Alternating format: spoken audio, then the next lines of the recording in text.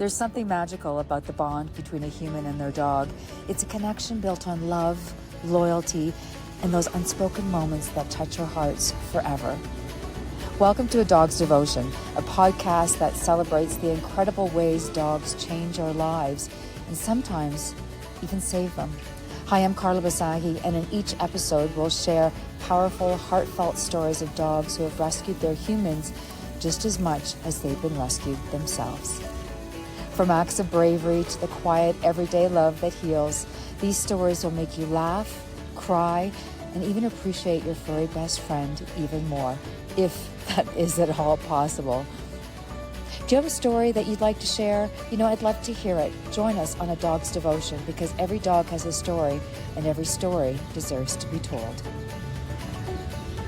We have all seen it before. An abused animal in horrendous conditions. But what does it take to save these poor dogs, to get them out of these unhealthy environments and get them the help they need? Sadly, in many cases, the owner of the dog will refuse to surrender it. And then the situation and the work it takes to save a dog is long and costly. For Jess and Jake Robinson, who found a dog in dire need of help, it became a 2-year battle through red tape, legal obstacles, and emotional upheaval. But they never gave up. This is the remarkable story of how love, patience, and unwavering devotion gave one dog a second chance and brought a family together in the most unexpected way. Jess and Jake, thank you for joining me on A Dog's Devotion to tell us your story. I know it's an emotional one, but I think in honor of National Dog Rescue Day, this is a really important story to tell. Thank you so much for having us. We're happy to be here and share the story. Yeah, well, you guys are in Ottawa. Jess, I'm going to start with you because you're the one that did all the work for 2 years. And I want you to break it all down because it's crazy what people have to go to save a dog.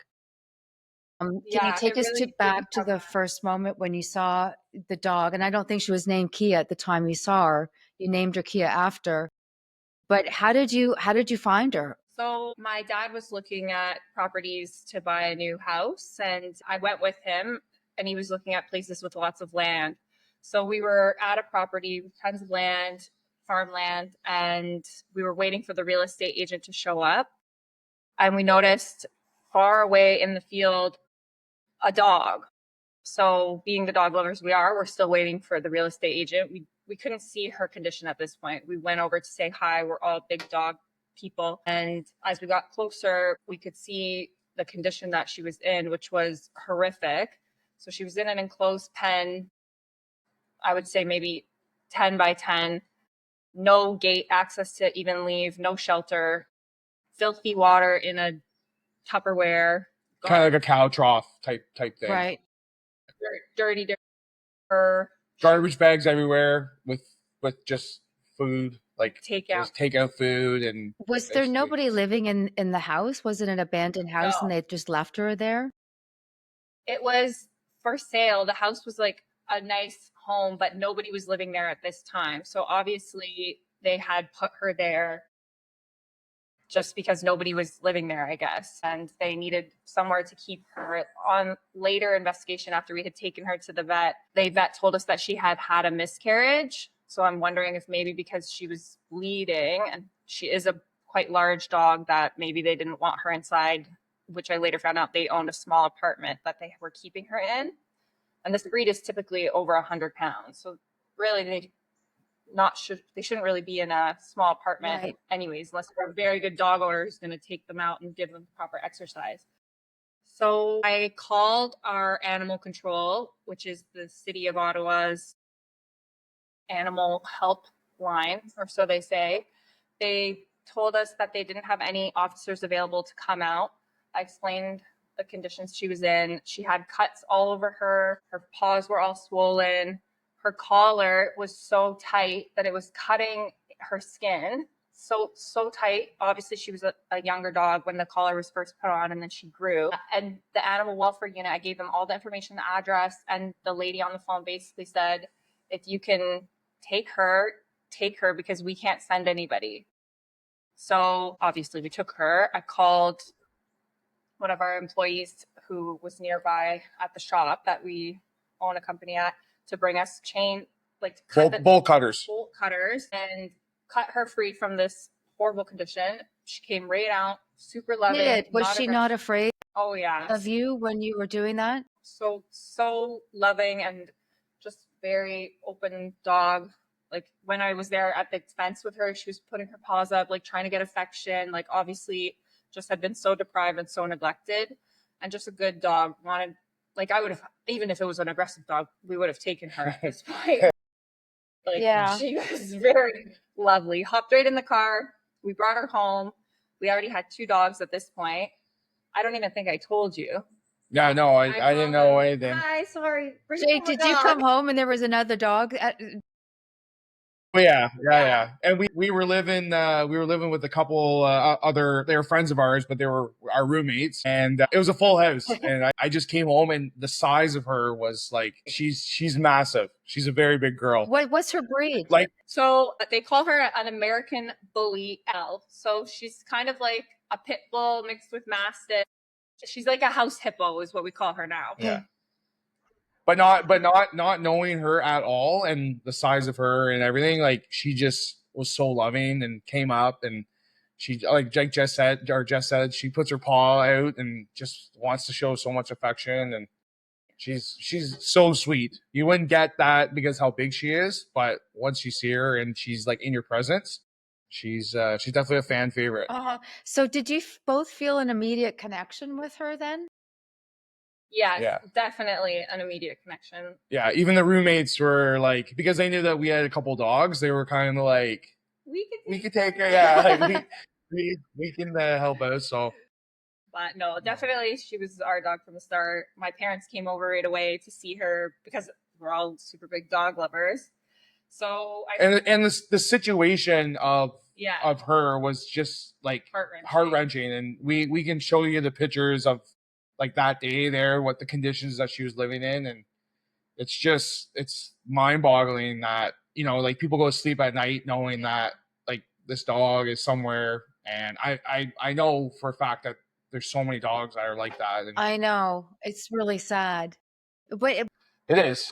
It's, you know, you find these dogs and you think you can save them right away, but Jess, you went through an ordeal that took 2 years. And in the interim, you guys got married, you went on your honeymoon, you came back, but you were reaching out to television stations, people all over the place across Ottawa and surrounding areas, even up in Midland. Yeah. Trying to find this dog. I know, because the animal welfare unit ended up taking her from us after we had her for. Can I ask why did they take her after you took her off the premises and gave her a safe home? Why did they take her back? So she was with us for a month. She was with us for about a month. We brought her to the vet. They did a diagnosis on her, blood tests and all that. Gave her a bunch of medication because her skin was not great. And then so I had posted originals being like, oh my gosh, like this is crazy. I had a video. Obviously, we took her right away. I didn't post the video, but I had her at home, posted the video like as if this is insane. And that video kind of went a little bit viral. So a lot of people in Ottawa and the area started to see what was going on. Then her original owner, I call abuser, posted lost dog. My dog was stolen. Yes. No. So he posted stolen dog. So then on Facebook, the group that he posted in found my TikTok, and all of the people were screenshotting my TikTok of all the horrific conditions she was in and posting it underneath his post of his lost dog, saying, well, good that you lost her because you're a horrible human.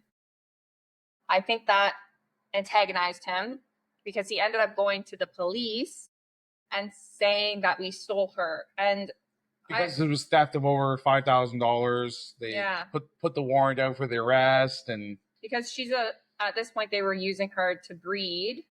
So I guess with how many puppies she could have because of her size. He was making money off her, right? Exactly. Yeah. Awful.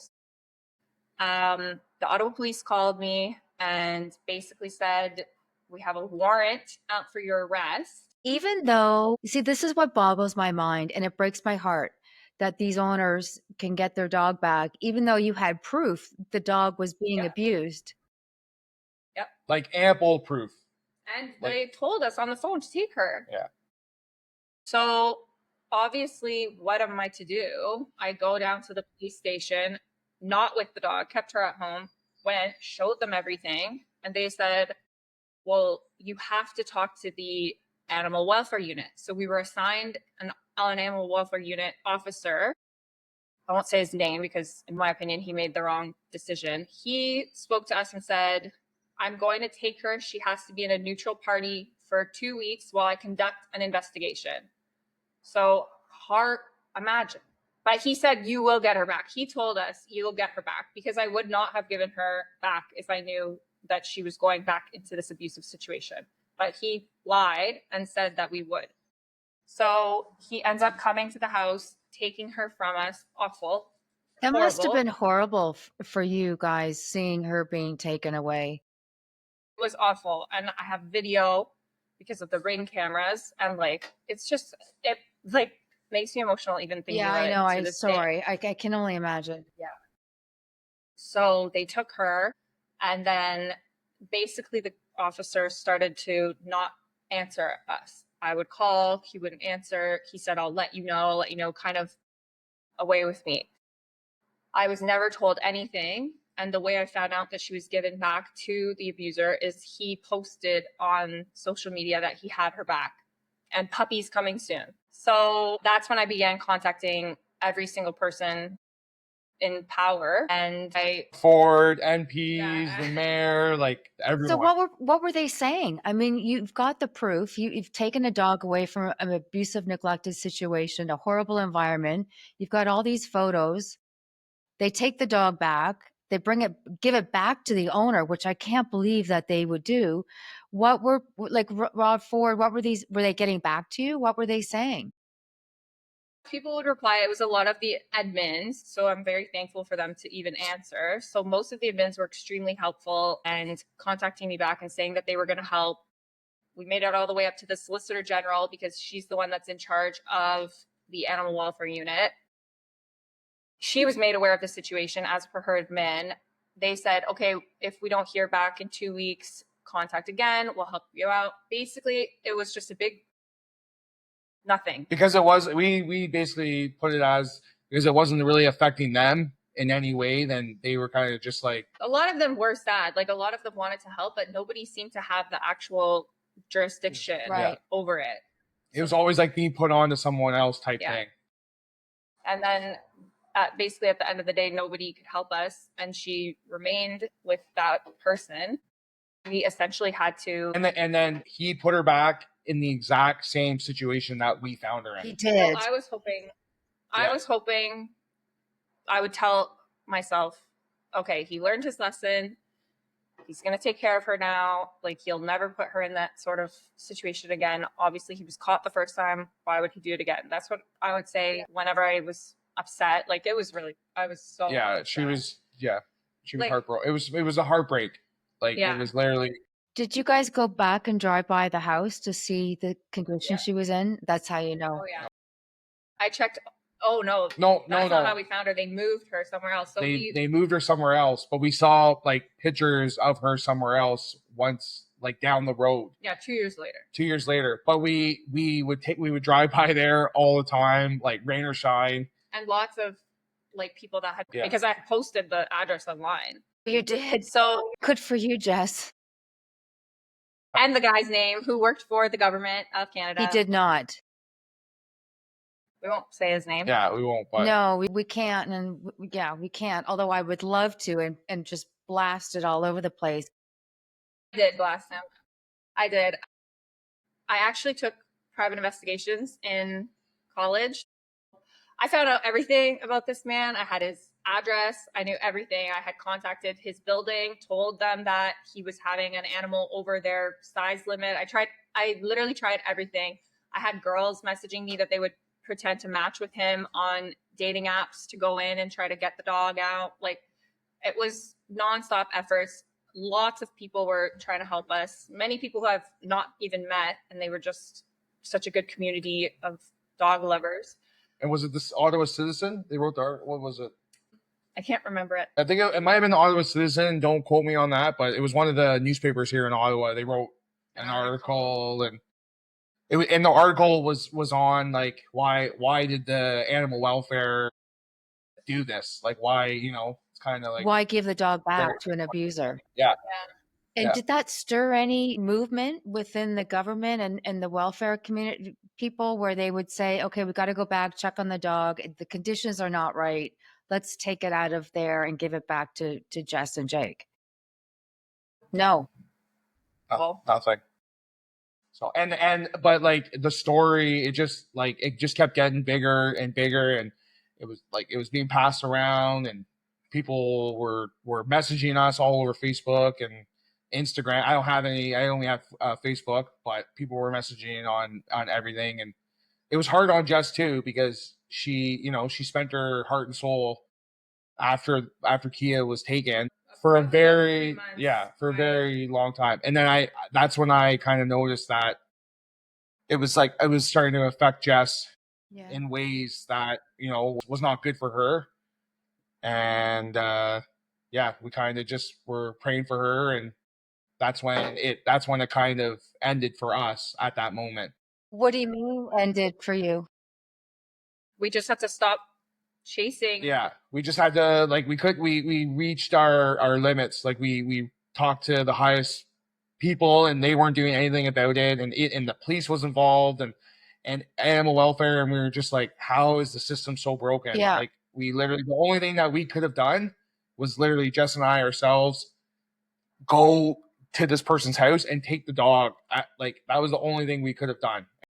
Obviously we couldn't do that. So yeah. So at that point, that's where we didn't, like Jess said, we just left it as we couldn't do anything else for her, and we just tried to like I said, pray for her and just have her in our hearts and hope for the best type And how thing. long did the two of you just sit back and hope for the best for her before things changed? Not too long. I actually had a count app on my phone of how many days that we'd been without her. I don't have the exact dates. A little bit before. How many months was it? Would you say 18 months? I think. Yeah, it was. It was a long time. I think 18 months. It was probably between 14 and 18 months.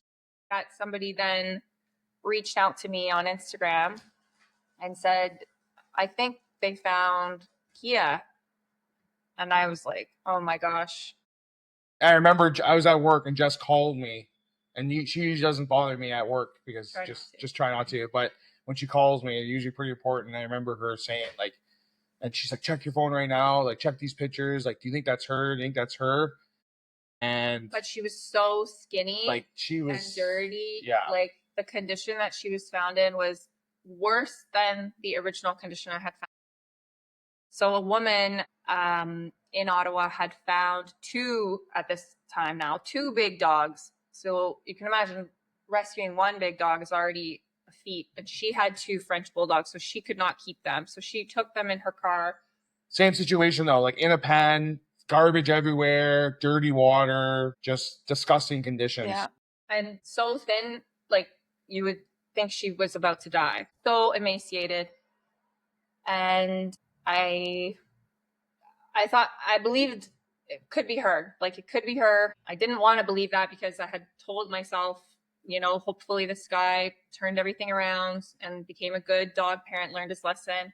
So I really didn't want to believe that. And I was just so sad to see these new dogs in this condition. But it did end up being her after. Well, then we found out where. Oh, yeah. So the girl was like, oh, yeah, we believe. I don't know the exact spot, but I have some people in the industry. I'm going to find out where she is. And then. It was 8 minutes down the road from where we found her. No. So he moved her 8 minutes down the road. Thank goodness the people on Instagram, Jess, were following you. And we have friends in real estate, and they actually looked up the address of the second location, and it was owned by the same owner as the first location. Who we think is the father of the abuser. So we don't say too much. Yeah, we don't say too much. But then and then like 18 months goes by and we get that message on Instagram, and Jess and I are going back and forth being like, okay, like, do you think it's her? Do you think it's her? So then Jess is like, okay, I need to know where this picture was taken. And that's when they found out that she was actually being held in is it Brockville or Belleville? Yeah, so the rescue that then took her, because the woman who found them couldn't keep her the way that we had kept her, so she had contacted all these people in the bully community on a Facebook group, and a rescue in Brockville, Nakoma Rescue, which they're pretty new, but when we adopted Kia in October, they had saved 60 dogs' lives, so I'm sure they're on track to do more. And they ended up taking her and the male dog, who was then named Pablo, who I actually think is still available for adoption if anybody is interested. He's very handsome. We could not take that many dogs. Can't take anymore. Unfortunately, our hands are a bit full. And they rehabilitated her.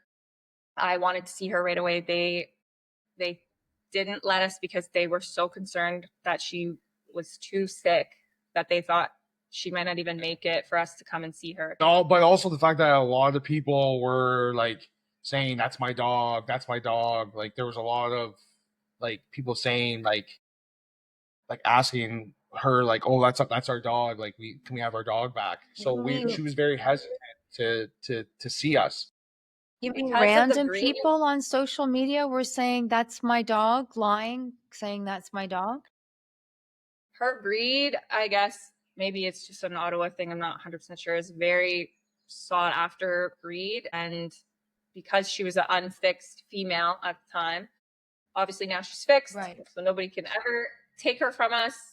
If they do take her from us, they can't breed her, so hopefully she's of no use to them and she can just live a peaceful life.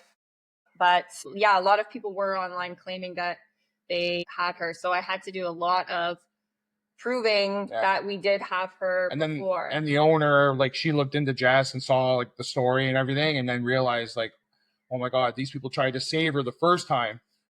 And so then they called our vet, they fact checked everything, and they saw she's got this little white patch on the back of her neck, and like it's like a little arrow. It's like an arrowhead almost. Yeah. And so that's when they were like, okay, it is the same dog. And then they let us come see her. I think she recognized us. Of course she did. Who knows? Of course she did. I think so. Yes. And it was very emotional. And we couldn't take her that day because rescue has protocol and wanted to make sure she was fixed and wanted to make sure she was not sick. So they did realize that she was heartworm positive, which is very unfortunate because she was not heartworm positive the first time we found her. So that means he left her in without treatment. Wasn't given. She hadn't been given any prevention, so she ended up contracting heartworm disease, which is a fatal disease if not treated. So that was another big journey for this poor baby. We did adopt her anyways, of course. How could we not? At this point, we had 3 dogs because we have our little baby Heaven. Heaven, yeah. I want to see Heaven.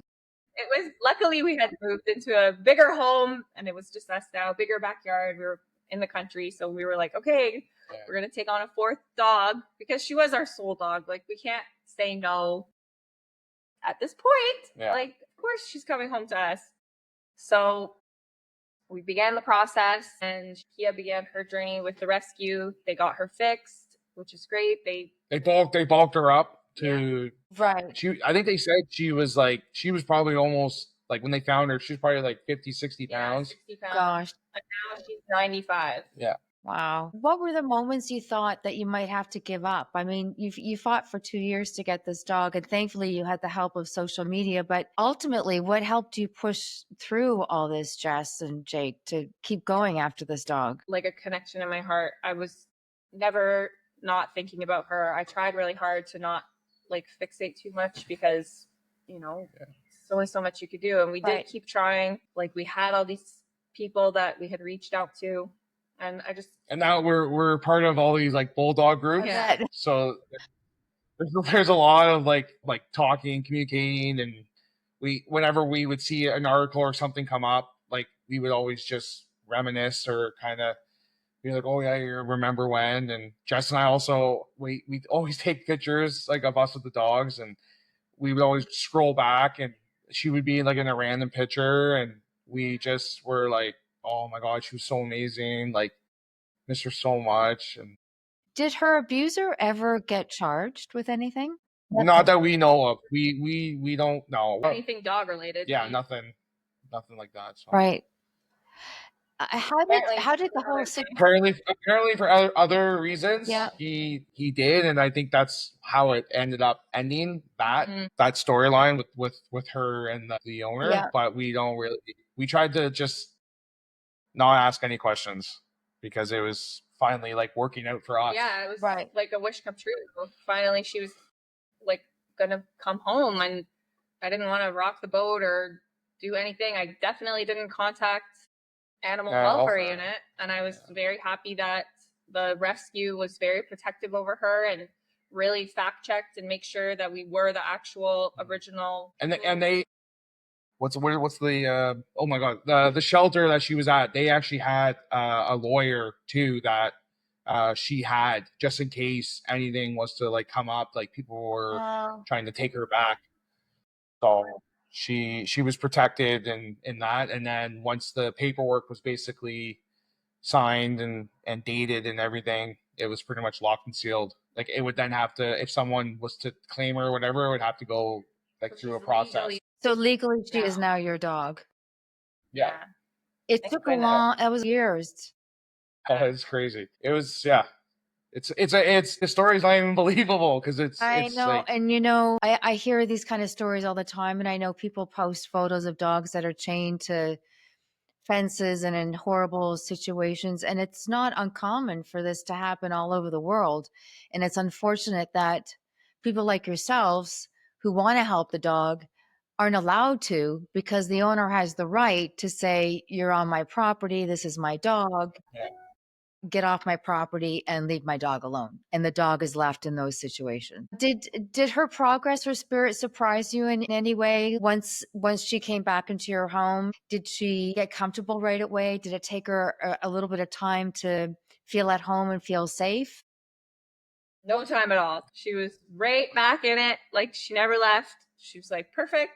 The only one she hadn't met was Heaven, so that was funny because Heaven is only 28 pounds and Kia is very large. And Heaven went from being the only girl dog to now having a giant sister. So there was a little bit of adjustment for Heaven, but the two boy dogs remembered her and it was great. Kia, I find her extremely intelligent, probably because her head is the same size as our heads. Big brain, I would say. So she definitely seems to remember us, was great with the boy dogs and really understanding of her little sister. That's So good. yeah, But then like, once we brought her to the vet and we're doing all the getting her right back to where she should have been the whole time, the heartworm we could tell was like kind of bringing her energy level down a bit. And what she's been heartworm negative now for what, 3 months now? 3 months treatment to get rid of the heartworm, which is even like crazy, and $8,000. So we ended up crowdfunding for that as well because even just to get the testing and the original medication was $2,000. You did crowdfunding to help with that? Yeah. Wow. Yeah. And but her energy level now is like she's just like when we come home, she's just like a firecracker. Like, and she's a really good girl. Like I bring her to work whenever I can. Today I had my long meeting and I had all the windows down. It's nice, comfortable temperature. She's got all luxurious bedding in the back of the truck and she just stayed in there, quiet. Was happy when I came back, like. Do you guys know how old she is? So the vet had approximated that she was 8 months old when we found her originally. Okay. So we think she's probably around 3 years old now. So she's still relatively a puppy then. Yeah. Definitely an old. Can I ask how this whole ordeal affected the two of you as a couple? I know you're dog people like me. Like I was talking to Jake earlier, Jess, and I said, I prefer dogs over people. But I mean, this is a big ordeal you guys went through. Not only were, as I mentioned earlier, this is all happening and you're getting married and you're planning all your wedding. You got this dog. And I know, Jess, how much you love dogs. And Jake, I know you grew up with dogs. How did it affect you emotionally, both individually and as a couple? Well, it wasn't easy, that's for sure. It definitely was trying, I would say, on the relationships when we first found her, when she was taken away. I have a different, fierier, probably more aggressive with how I'm going to go after things, where Jake is. I was like, we gotta follow the rules. Yeah, that's the follow the rules. And I'm like, we're stealing her. Like, we're going to the guy's house. Yeah. I'm posting this, man. And then when she got the call from the police, I was like, we gotta get a lawyer. Like, we got to we gotta figure this out. Like, so he was definitely more of the little angel in the situation, and I was more of the little devil, the little I was, you know, and but like it you know what, Carla, it obviously brought us closer, and that's what I was gonna say. Nothing would break. We didn't like fight or like argue. Like we both wanted the same thing. We just wanted to get it different ways. Personally, it was sad because our dogs are so spoiled and like they live such a good life, and we just wanted that for her, and we want that for all dogs, for everyone that owns a dog. Like, they are a family member, and you just want the best for them. And obviously, when she left, like watching the video of that day where that man took her, like it just it's sickening. It was very, very, very, very tough. So the moment that she was finally yours after all that, I mean, that must have been an incredible feeling, knowing that you finally got this dog back. It was surreal. Like driving, when we went there, we signed the paperwork, and then we were just going over some last minute stuff. Like walking her to the car was like the best. Yeah, it was a very, very, very surreal feeling. Like Christmas. And then just bringing her home, and we had this new house, we bought a bungalow specifically for the dogs and all their joints, so that there's no stairs, because we love bulldogs. So probably always have bulldogs. So it just was a good feeling that we've had this house. We've renovated it to make it super dog friendly. We've installed all the fencing everywhere. And even the rescue obviously had to do an inspection of the home and the yard to make sure that they're giving the dog to a safe home. So it was a really proud moment bringing her home. Yeah. And finally going through all these steps to make sure she was going to be good. Can I ask what you would say to someone who finds himself in a similar situation, like facing all this red tape and waiting for so long and then giving up for a bit? What would you say to them if they find a dog in the same situation? I would say, do not call law enforcement, do not call animal welfare, unfortunately, which is so disappointing that we even have to say that. I would never involve them again. And I would say, don't post anything the way that I posted, because probably if I hadn't posted, maybe they would never have found out who had her. I would just keep the dog safe and give her the best life ever. So you would just say, go take the dog, put it in your car, drive away, go home, and that's it. Yeah. Which is not It's not the right way, but unfortunately, it seems like that would have been the easiest and fastest way to get it back. From our experience, which is sad that is how it seems it has to be.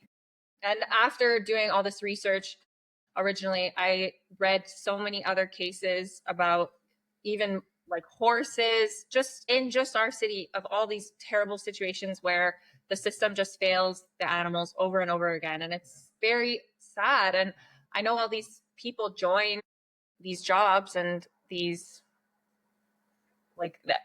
officers, like obviously they want to help animals to start with, but maybe they're just not given the amount of power and control that they need to save these animals, right? Like you would hope that an animal welfare officer isn't going into the industry for the wrong reasons. Right. You assume that they're going to help people. And in our minds, you're thinking, okay, you know what? Because I kept saying to Jess, I was like, you know what? Animal welfare, like what? Where? How much better could it get? Like she's gonna go, she's gonna go into the shelter system, and we'll find her and we'll adopt her. Like it's good, it's all good. And then to just hear like the email, or was it the email or a phone call? Anyways, we got either or.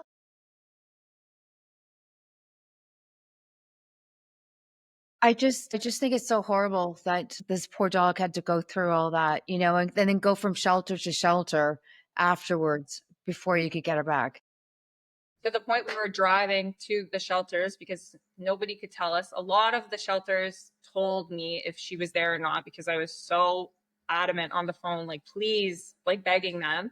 And the welfare guy wouldn't even call us back either. Like that was the other thing. Like, aren't these people supposed to be working for dogs? Don't you think the system is messed up? Yeah, very, very messed up. It's awful. I wish that I hope that your story will at least start to spark some conversation so that people will change what's going on, because something has to change.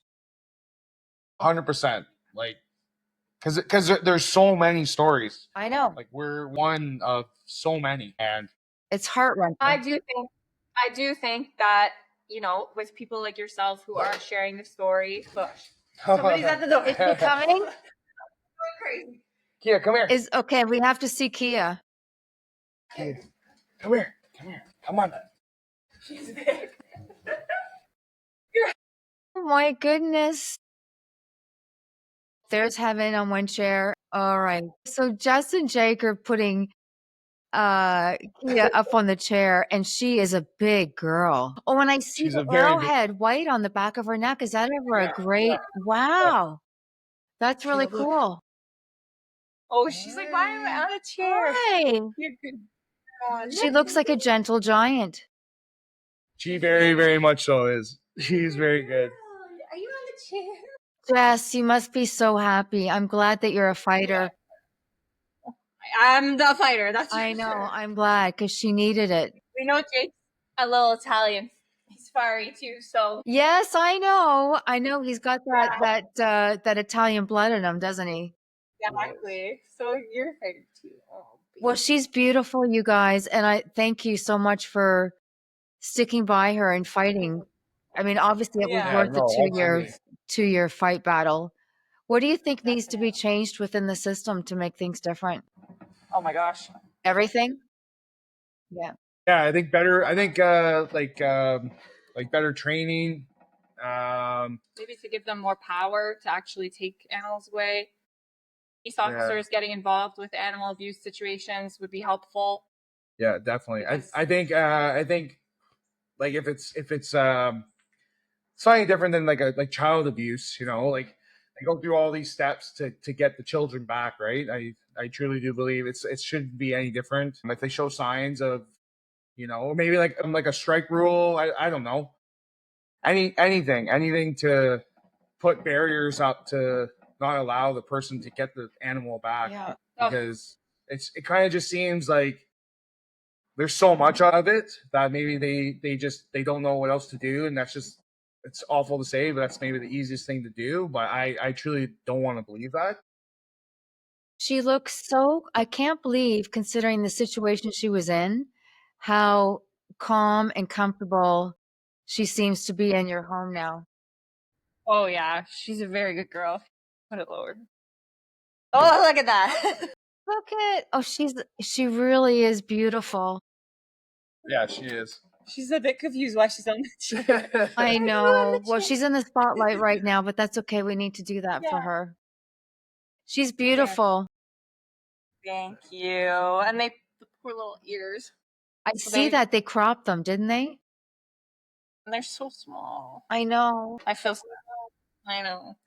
But you know what? She's healthy now. Yeah. She's heartworm negative. When we found her, she had all infections in her ears, infections in her toes, everything. So she's a healthy girl now. She's got a lot of loose skin from her pregnancies, but who cares? No, it doesn't matter. You guys saved a dog, and thank you for doing that and spending 2 years of your life fighting for a dog. Yeah. We would do it all over again, that's for sure. Yeah. And many more years of love and honor. Yes. Well, that's amazing, you guys. It took 2 long years, phone calls, paperwork, setbacks, and more waiting than anyone should endure. But Jess and Jake never lost sight of Kia. They knew she was meant to be theirs. And when that day finally came, when the leash they held was no longer temporary, when Kia could lay her head down without fear, it wasn't just a victory, it was a homecoming. So today, Kia runs free, sleeps soundly, and knows only kindness and love because 2 people saw her, fought for her, loved her before she even knew what love was. This isn't just a rescue story, it's a story of patience, devotion, and the kind of love that doesn't give up, no matter how long it takes. Maybe it's time we change the laws so no more dogs like Kia have to suffer. Thank you, Jess and Jake, for never giving up and saving Kia. Thank you so No, much. thank you Yeah, for you giving us the guys, I'm such a story. dog Thank you. lover. Thank you. Thank All right. All right. Bye. Bye, Kia. It's nice meeting you, sweet girl. We'll talk to you. We'll talk to you soon. Okay. Thank you. Bye.